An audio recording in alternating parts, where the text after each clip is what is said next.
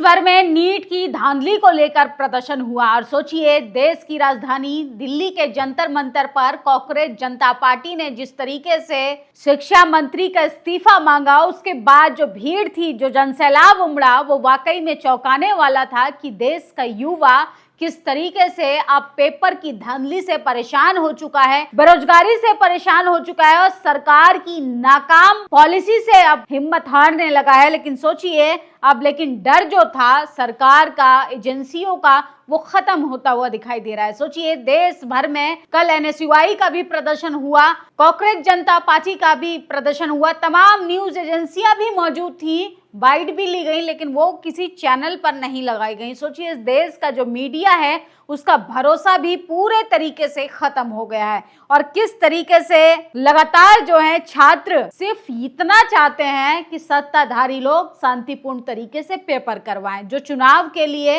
एजेंसियों का सहारा लेते हैं, क्या वो पेपर धांधली होने से या पेपर लीक होने से नहीं रोक सकते हैं? ये स्क्रीन पर आप विंडो देखिए, इसमें तमाम राज्यों में प्रदर्शन हुआ है नीट स्कैम को लेकर और सोचिए एनटीए को बैन करने की मांग की जा रही है। ये लगातार भोपाल, रांची, जोधपुर, अहमदाबाद, हैदराबाद, अमरावती और दिल्ली में नीट पेपर और सीबीएसई घोटाले के विरोध में शिक्षा मंत्री का इस्तीफा मांगा जा रहा है और एनटीए को बैन करने की और न्यायिक जांच करने की भी मांग कर रहे हैं। सोचिए जैन जी का जन सैलाब उमड़ा, लेकिन तलवार चाटू मीडिया ने इन तमाम खबरों को कहीं नहीं दिखाया। जो खबरें दिखाई जा रही हैं उसको भी लगातार दबाने का प्रयास किया जा रहा है। देश के अलग अलग राज्यों में नीट पेपर लीक के खिलाफ शिक्षा मंत्री का इस्तीफा और जांच की मांग करते जेनजी के आंदोलन हुए, लेकिन सरकार और लिबरल दोनों मीडिया खामोश रहा, चर्चा नहीं हुई, सिर्फ इसलिए कि विपक्ष पार्टी कांग्रेस के समस्त छात्र संगठन एनएसयूआई से हैं। तो सोचिए किस तरीके से लगातार जो है छात्र आक्रोश में है, सड़कों पर आ चुके हैं, लेकिन तमाम खबरों को मीडिया के किसी भी चैनल पर आपको ये नहीं देखने के लिए मिलेगा। गोदी मीडिया के तमाम पत्रकारों को किस तरीके से खदेड़ा जा रहा था।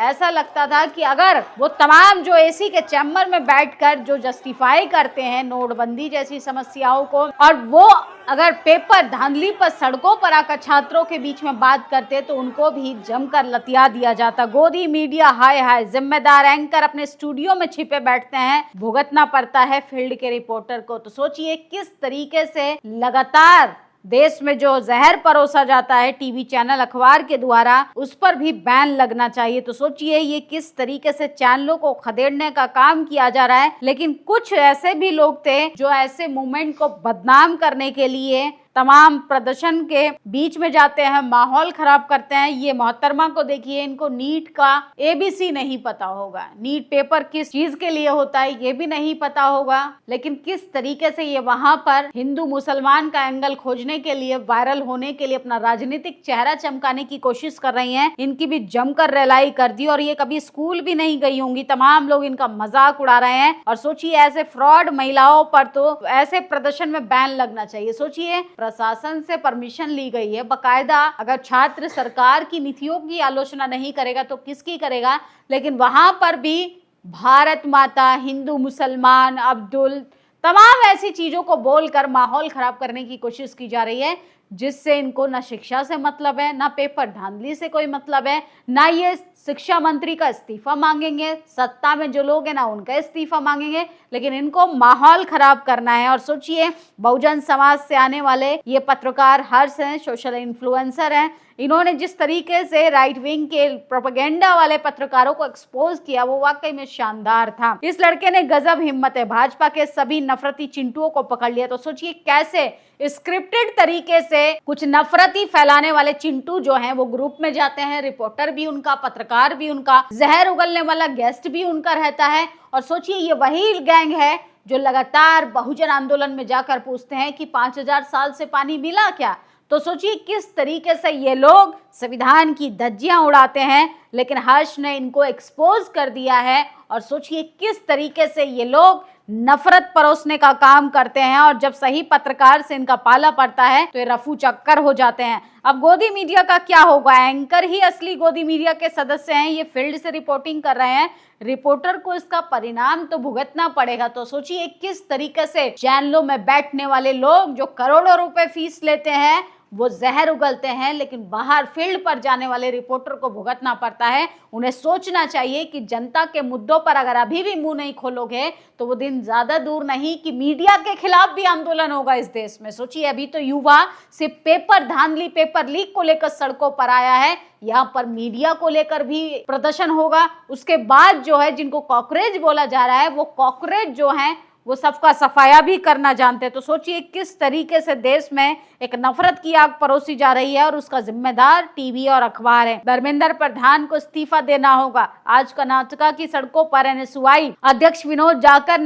के नेतृत्व में नीट पेपर लीक, सीबीएसई के ओएसएम सिस्टम के खिलाफ हजारों युवाओं की बुलंद आवाज। मोदी सरकार ने जो छात्रों के साथ विश्वासघात किया है वो बात कभी भूलनेगा नहीं और ना ही ये देश माफ करेगा। तो सोचिए किस तरीके से पूरे देश में जो है वो आंदोलन अब शुरू हो चुका है, बिगुल फूक चुका है और कॉकरोच जनता पार्टी का फिर से एक हफ्ते का अल्टीमेटम के बाद फिर राष्ट्रीय व्यापी आंदोलन होगा जब तक शिक्षा मंत्री का इस्तीफा नहीं होता है। ये तो होना ही था। देश के 70% लोग टीवी मीडिया को गोदी मीडिया मानते हैं। टीवी मीडिया जनता की बात नहीं करता, वो सिर्फ सत्ता की चाटुकारिता करता है। वह दिन दूर नहीं यही हाल टीवी के एंकरों का होगा। तो सोचिए अभी तो रिपोर्टरों को खदेड़ा जा रहा है, लेकिन चैनलों में बैठने वाले एंकर और एंकराइन को भी खदेड़ने का काम करेगा इस देश का युवा। तो सोचिए किस तरीके से भीड़ जो है वो लगातार जंतर मंतर हो, तमाम अन्य राज्यों की बात करें, अलग अलग राज्यों में नीट धांधली को लेकर लगातार प्रदर्शन हुए और धर्मेंद्र प्रधान का इस्तीफा भी मांगा और छात्रों ने अच्छी खासी संख्या में अपनी भागीदारी जो है वो साबित की। इस महिला के खिलाफ कानूनी कार्रवाई होनी चाहिए। ये महिला हर किसी के प्रदर्शन में जाकर सामाजिक माहौल खराब करती है।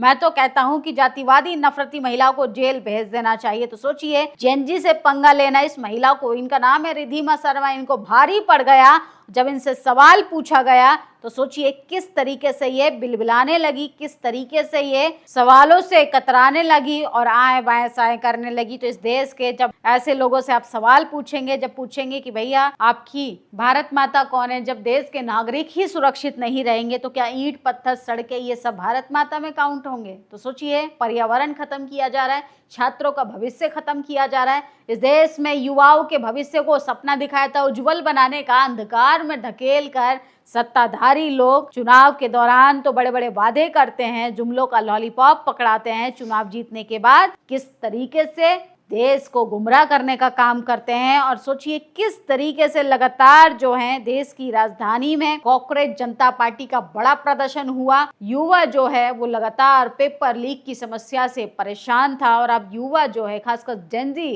सड़कों पर आने लगा है और अपनी मांग को जब तक वो मांगेगा, जब तक आवाज उठाएगा अपनी अधिकारों के लिए, जब तक शिक्षा मंत्री जो हैं इस्तीफा नहीं दे देते। और सोचिए किस तरीके से माहौल खराब करने वाले कुछ फ्रीज एलिमेंट जो हैं आपको मुद्दों से डाइवर्ट करेंगे। सुनिए मतलब प्रोपेगेंडा कर कर बस माहौल खराब करना ही मकसद है। तो तमाम लोगों ने एक्सपोज भी किया लगातार, लेकिन लोगों ने दिखाया कि संविधान की ताकत कितनी मजबूत होती है। लगातार जो है लोकतंत्र को बचाना होगा तो आपको निरंतर बात करनी पड़ेगी। ये कहना कि कांग्रेस सीजेपी के साथ प्रदर्शन में शामिल नहीं हुई यानी वो छात्रों के साथ है, एकदम बेतुकी बात है। सिर्फ सीजेपी के छात्रों के साथ बात नहीं कर रही। तो सोचिए अलग अलग राज्यों में नीट पेपर लीक को लेकर कांग्रेस पार्टी ने भी बड़ा प्रदर्शन किया, जिसकी तस्वीरें हम आपको दिखा रहे हैं। और गोदी मीडिया के साथ साथ तमाम नफरत बांटने वाले लोगों को भी जमकर खदेड़ा गया। जाते जाते एक बार आप ये वीडियो देखिए।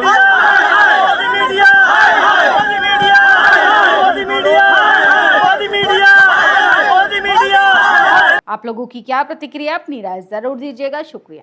नेशनल दस्तक की आपसे गुजारिश है कि अगर इसको बचाना चाहते हैं तो नेशनल दस्तक को सब्सक्राइब करने के लिए रेड कलर के सब्सक्राइब बटन को दबाएं, फिर बेल आइकन की घंटी दबाएं।